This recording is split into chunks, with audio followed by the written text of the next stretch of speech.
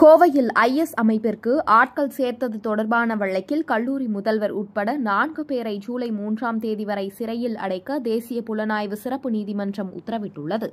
கோவை உட்கட்டத்தில் கடந்த 2022ஆம் ஆண்டு கார் ஒன்று வெடித்து சிதறியது. இந்த சம்பவத்தில் அந்த காரை ஓட்டி வந்த ஜமோஷா முபின் என்பவர் சம்பவ இடத்திலேயே உயிரிழந்து போனார்.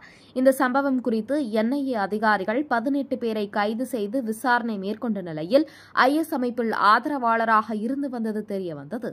இது தொடர்பாக என்ஐஏ அதிகாரிகள் கோவை குனியமுத்தூர் பகுதியில் இயங்கி வந்த தனியார் அரபிக் கல்லூரியில் கடந்த 2023ஆம் ஆண்டு சோதனை நடத்தியதில் கல்லூரியில் ஐஎஸ் பயங்கரவாத அமைப்பு ஆதரவு தொடர்பான ஆவணங்கள் கிடைத்தது. மேலும் மாணவர்களை மூளை சலவை செய்து அந்த அமைப்பில் சேர்ப்பதும் தெரியவந்தது. இதையடுத்து கடந்த ஆண்டு 4 பேரை கைது செய்த நிலையில் ஜூன் 17ஆம் தேதி அரபிக் கல்லூரியின் முதல்வரான அகமது அலி, அங்கு பணிபுரிந்த ஊழியர் ஜவஹர் சாதிக் ஆகியோரை என்ஐஏ அதிகாரிகள் கைது செய்தனர்.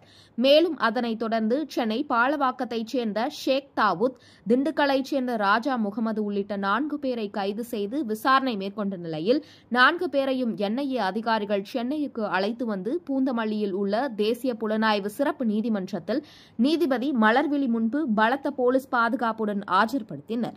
வழக்கை விசாரித்த நீதிபதி 4 பேரையும் ஜூலை 3ஆம் தேதி வரை சிறையில் அடைக்க உத்தரவிட்டார்.